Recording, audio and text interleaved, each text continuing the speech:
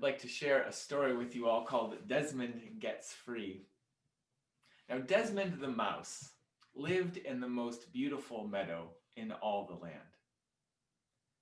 Every morning, Desmond would arise with the sunrise and spend the whole day playing in the meadow. And every evening, he would go to sleep under the beautiful starry night. One night, though, Desmond awoke and it was still dark out.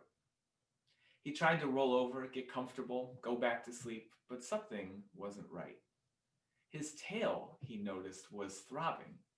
He reached behind him and he was stuck where he was. There was some sort of boulder that seemed to have fallen just on his tail in the middle of the meadow.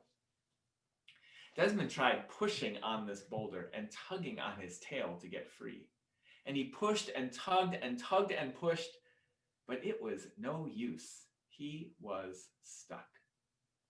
Just when he was about exhausted and had nearly given up, he saw a giraffe wander by through the meadow. Good news, he thought. He called out, "Oh, giraffe, it seems that some kind of boulder has fallen on my tail, just on my tail in the middle of this meadow. If you could just push it a few inches in the other direction, I could get free."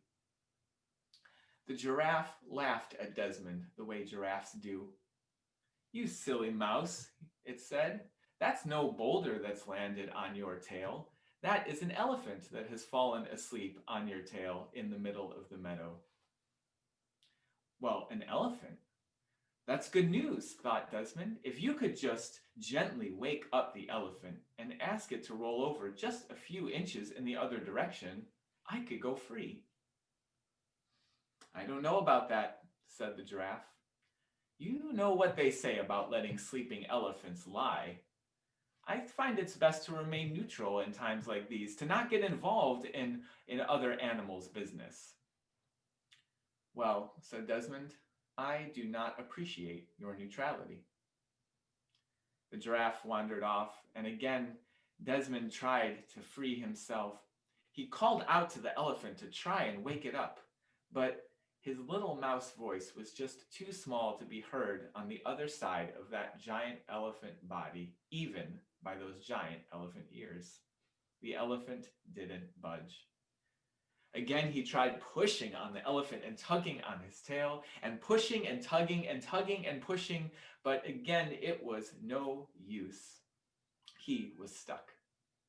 Just when he had about given up again, a gazelle wandered by through the meadow. Good news, he thought. "Oh, gazelle," he called out, "it seems that this elephant has fallen asleep just on my tail in the middle of the meadow. If you would just wake him up and ask him to roll over a few inches in the other direction, I could go free." "I don't know about that," said the gazelle. "You know what they say about letting sleeping elephants lie. I find it's best not to get involved in other animals' business. I find it's best to remain neutral in times like these." Well, the gazelle wandered off, and Desmond said, almost to himself this time, "I do not appreciate your neutrality."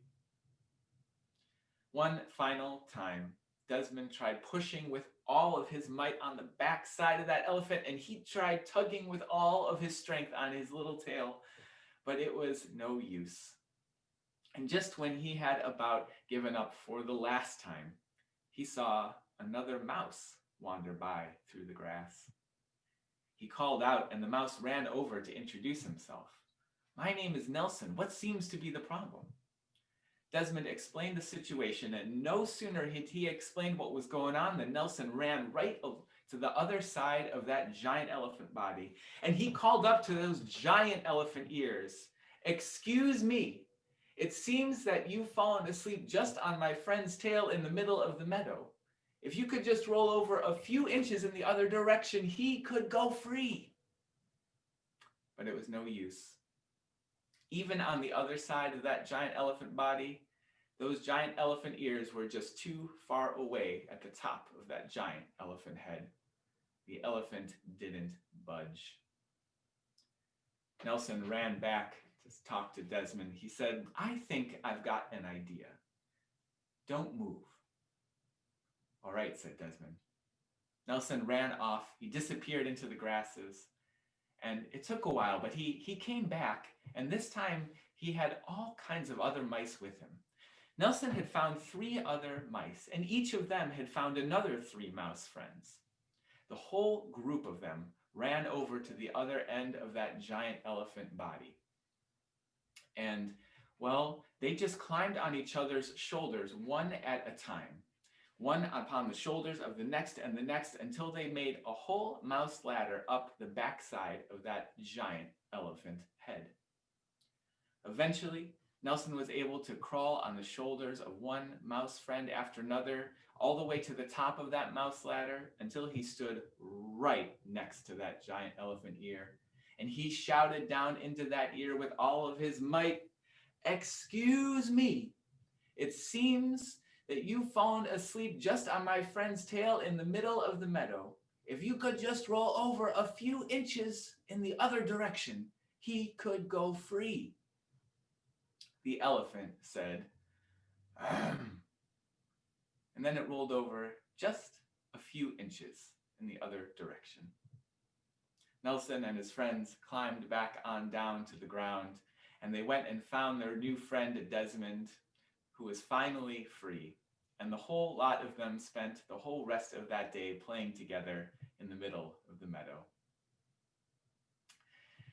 Archbishop Desmond Tutu once said, "If you say you are neutral in situations of injustice, you are a liar, for you have already taken sides with the powerful and with the oppressor." He says if an elephant stands upon the tail of a mouse, the mouse will never appreciate your neutrality. As Unitarian Universalists, trying to build a world of justice, equity, and compassion means that we take sides, that we side with justice, we side with equity and compassion. It means that we side with love in order to build that world together. May it be so. May we make it so.